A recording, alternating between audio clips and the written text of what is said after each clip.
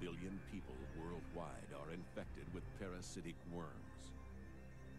Malaria kills a child every 30 seconds.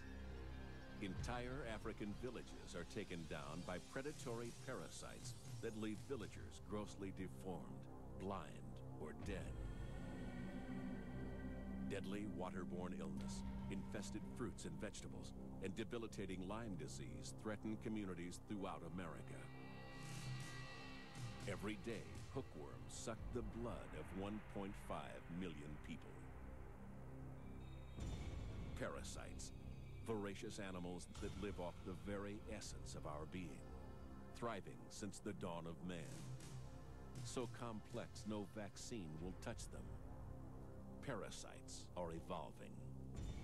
They appear to be indomitable. And they are eating us alive.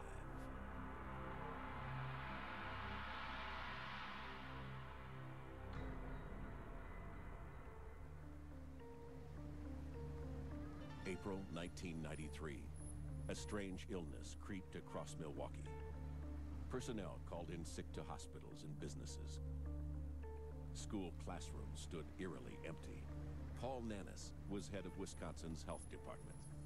As the numbers grew from, gee, there were 100 people that presented to the emergency rooms to several hundred people to now 1,000 people, obviously by then we knew there was something significant going on.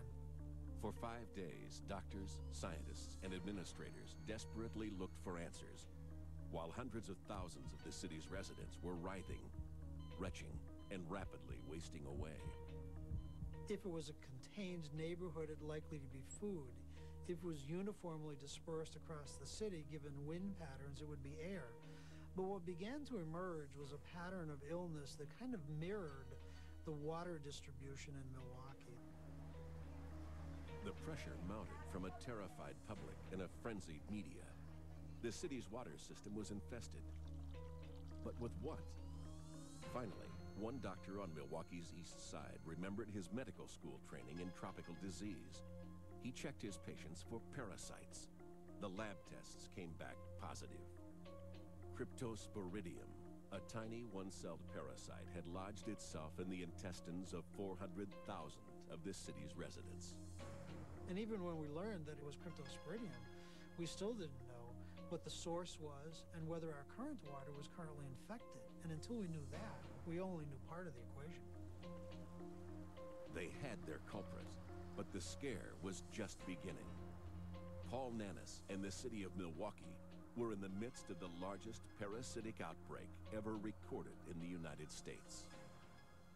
Nausea, cramping, some vomiting, but particularly diarrhea. And the diarrhea in this instance, the diarrheal disease, was terribly severe.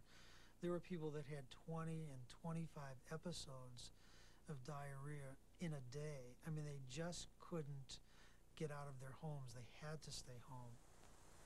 Nobody ever believed, I mean, even when we knew it was waterborne, we identified the source, we knew what it was, there was still this almost incredulous kind of reaction to how could our water be the source of this? I mean, nobody believed that it could be water. The shock deepened at the news of the first death, then another. By the time the epidemic played itself out, 200 people were dead from complications from the Cryptosporidium parasite.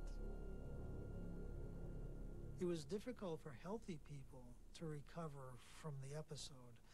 So you can understand what happened to people that didn't have healthy immune systems. They just couldn't shed it. Those who died had compromised immune systems. People with HIV, people already sick, the very old and the very young. The first 3 weeks of it were incredibly intense, media-wise, the public, the AIDS activist community that were marching down through the city of Milwaukee wanting to know why people that they knew and cared about were dying and what we were doing about it. As I mentioned to you, we didn't have answers. That's a terrible feeling. Parasitism is kind of a lifestyle, and a parasite is an organism that lives on or in another organism, which we refer to as the host, and does so either at the detriment of the host or certainly at no benefit of the host. So you can have some parasites that really don't cause a lot of harm, but they certainly aren't beneficial to the host.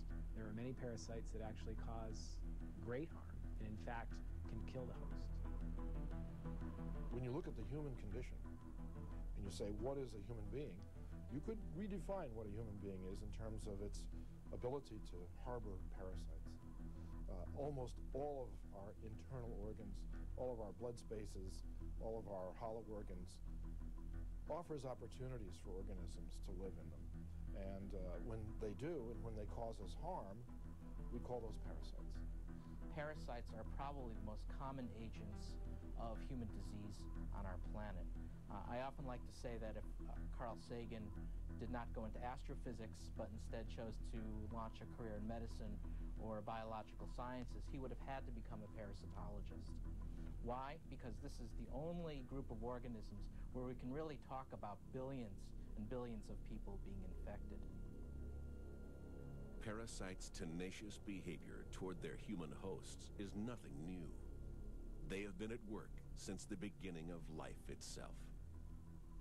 And no matter what form of life has existed on Earth, there has always been parasites. Always.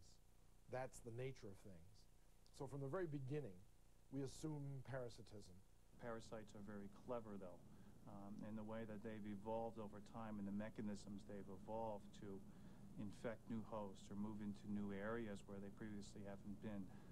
Just the sheer complexity of some of the life cycles that they've developed or have developed over time in their association with animals is just amazing.